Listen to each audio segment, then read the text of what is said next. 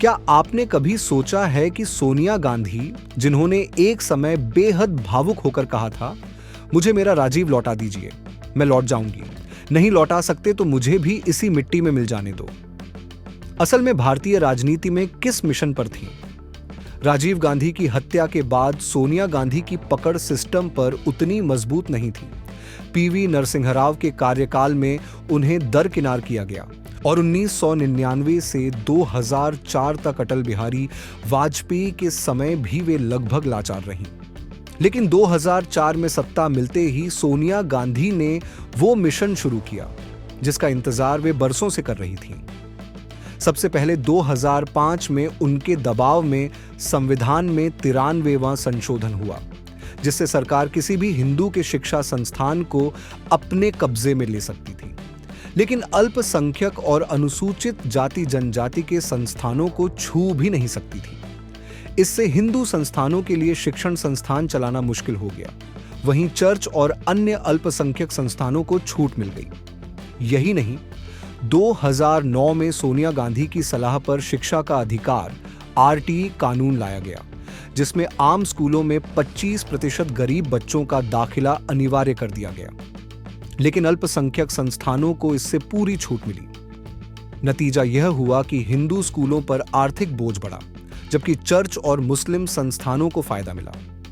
इस नीति का असर यह हुआ कि लिंगायत, साईं भक्त, कबीरपंथी, नाथ संप्रदाय, वैष्णव जैसे समुदायों में खुद को अलग धर्म की मान्यता दिलाने की मांग उठने लगी। क्या यह हिंदू समाज को बांटने की सोची समझी रणनीति थी? आलोचक कहते हैं कि कांग्रेस ने पहले भी जैन, सिख और बौद्धों को हिंदू धर्म से अलग कर दिया था और अब वही प्लान दोहराया जा रहा था।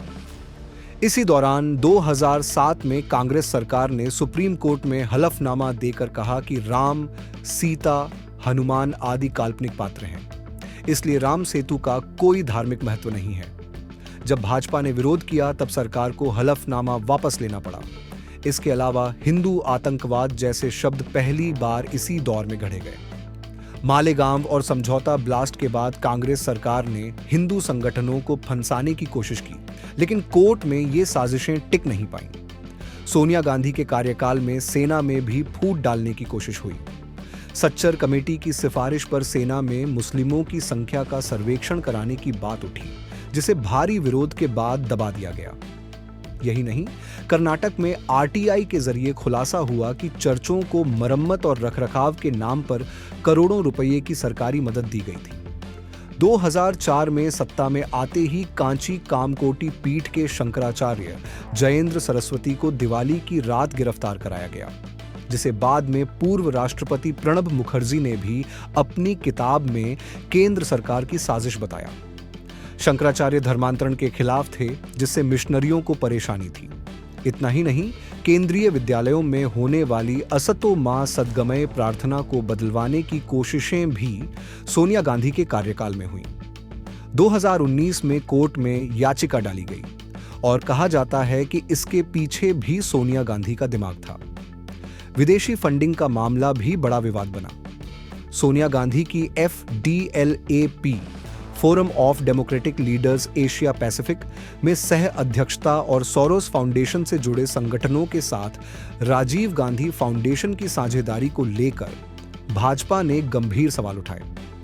FDLAP ने कश्मीर की स्वतंत्रता के पक्ष में विचार साझा किए थे और सोरोस की ओपन सोसाइटी फाउंडेशन के लोग भारत जोड़ो यात्रा में भी शामिल हुए। इन सब फैसलों और विवादों ने देश के सामाजिक और राजनीतिक ताने बाने को झकझोर कर रख दिया। क्या सोनिया गांधी का मिशन वाकई भारत के हित में था या इसके पीछे कोई छुपा एजेंडा था? क्या यह सब महज संयोग था या फिर एक गहरी रणनीति का हिस्सा? इन सवालों के जवाब जानने के लिए इस वीडियो को अंत तक जरूर देखें और अपनी राय कमेंट में साझा करें। अगर आपको यह विषय सोचने पर मजबूर करता है तो वीडियो को लाइक और शेयर करें और ऐसे ही और वीडियो के लिए चैनल को सब्सक्राइब करना न भूलें।